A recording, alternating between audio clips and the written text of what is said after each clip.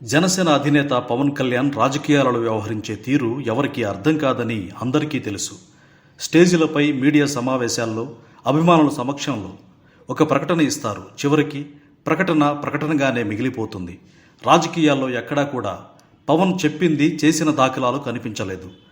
బహిరంగ సభల్లో ఊగిపోయి అభిమానుల ముందు గత ఎన్నికలప్పుడు కుంభస్థలం పగలగొడతా ముఖ్యమంత్రిని అవుతానంటూ బిల్డప్ ఇచ్చారు.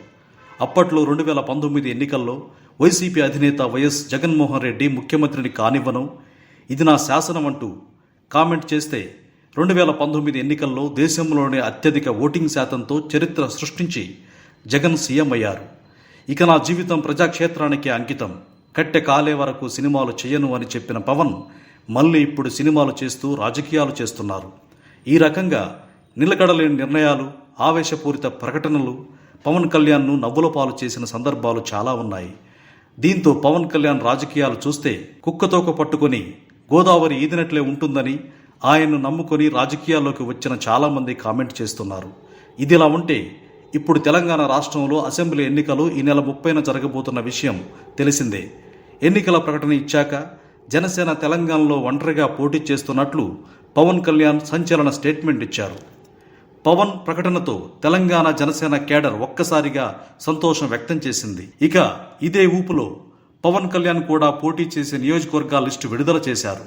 దాదాపు 32 నియోజకవర్గాల్లో జనసేన పోటీ చేయబోతున్నట్లు నియోజకవర్గాల పేర్లు కూడా విడుదల చేయడం గమనార్హం. కానీ ఇంతలోనే తెలంగాణ భారతీయ జనతా పార్టీ నాయకులు పవన్ కళ్యాణ్తో మాట్లాడి కలిసి పోటీ చేయాలని నిర్ణయించారు. దీంతో తనను నమ్ముకున్న కేడర్ గురించి ఆలోచించకుండా పవన్ బీజేపీకి గ్రీన్ సిగ్నల్. పొత్తులలో భాగంగా బీజేపీ జనసేనకు కేవలం 8 స్థానాలు కేటాయించింది. తర్వాత పవన్ కళ్యాణ్ మోడీతో బీసీ ఆత్మగౌరవ సభలో పాల్గొన్నారు. ఇక అప్పటి నుంచి నేటి వరకు తెలంగాణ ఎన్నికల ప్రచారంలో పవన్ కళ్యాణ్ జాడ ఎక్కడా కనిపించలేదు. తెలంగాణలో జనసేన పార్టీ తరఫున పోటీ చేసే అభ్యర్థులు సైతం పవన్ వ్యవహరిస్తున్న తీరు పట్ల అసహనంగా ఉన్నారట. తెలంగాణ జనసేన నాయకులు కూడా ఎంత చరిష్మా ఉన్నా పవన్ కళ్యాణ్ తమతో కలిసి ప్రచారంలో పాల్గొనకపోవడంపై లోలోపల తిట్టుకుంటున్నారట. మరోపక్క మోడీ సైతం పవన్ కళ్యాణ్ ప్రచారంలో పాల్గొనకపోవడంపై అసహనంగా ఉన్నట్లు టాక్. తెలంగాణ ఎన్నికల్లో అన్ని పార్టీల అధ్యక్షులు తమ అభ్యర్థులను గెలిపించుకోవడానికి ప్రచారంలో ఎంతో శ్రమిస్తున్నారు.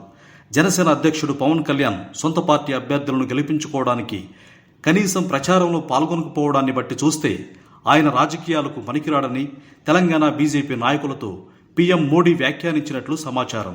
అతన్ని పట్టించుకోకుండా మన పని మనం చూసుకుందామని కూడా చెప్పారట. ప్రచారానికి 10 రోజులు మాత్రమే సమయం ఉండడంతో అందరూ గట్టిగా పనిచేయాలని మోడీ ఆదేశాలు ఇచ్చినట్లు వార్తలు వస్తున్నాయి. Please subscribe .news.